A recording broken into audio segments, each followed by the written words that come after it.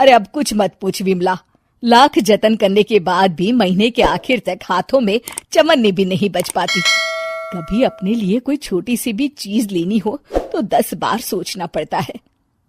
तू सही कहती है, आमदनी तो बढ़ती नहीं, लेकिन दूसरी तरफ महंगाई दिन ब दिन बढ़ती ही जा रही है। राशन वाले का बिल, दूध वाले का उधार। अरे तुम औरतें बस इसी तरह जिंदगी भर रोती रहोगी।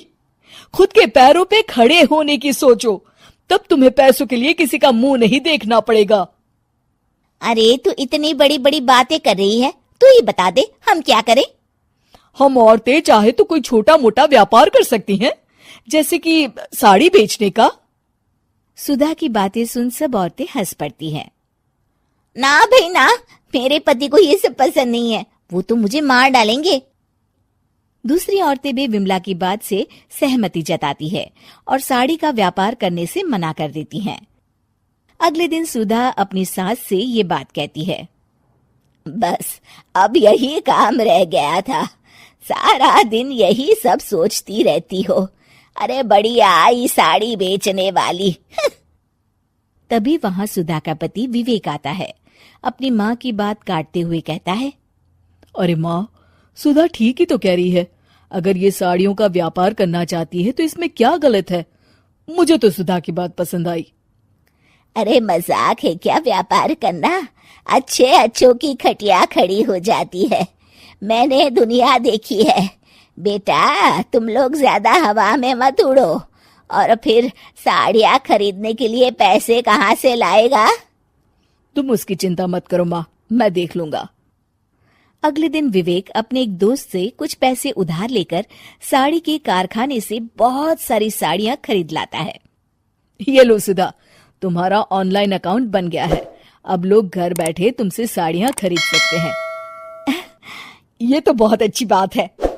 हाँ, और इतना ही नहीं, मैंने इसमें सभी नई डिजाइन की साड़ियों की फोटो भी अपलोड कर दी है। अब बस तुम देखती जाओ।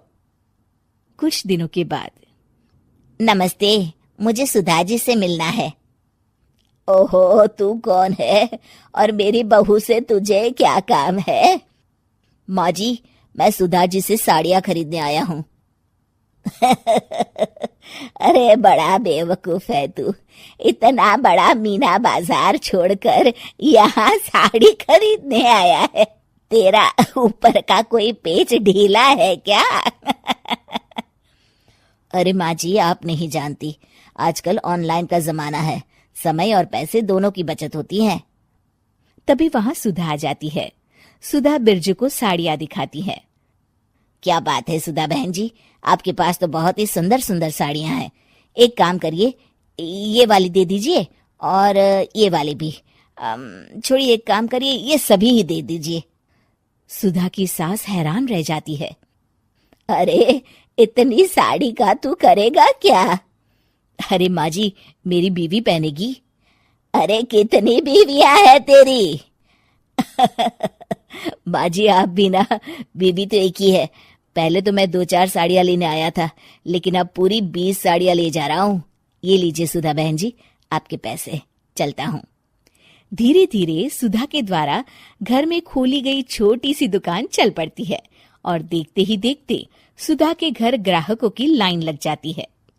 पैसों की आमदनी देख सुधा की सास की आंखें फटी की फटी रह जाती है। जा बहू, अब तू थोड़ा आराम कर ले, इन लोगों को मैं साड़ियाँ दिखा देती हूँ। माँ जी आप? अरे हाँ हाँ, अब जा भी। इस तरह सुधा की सास भी उसके कारोबार में हाथ बटाने लगती है। देखो सुधा, तुम्हारा व्यापार तो चल पड़ा। पिछले कुछ महीनों में इतनी कमाई हुई है कि तुम्हें यकीन नहीं होगा। सच?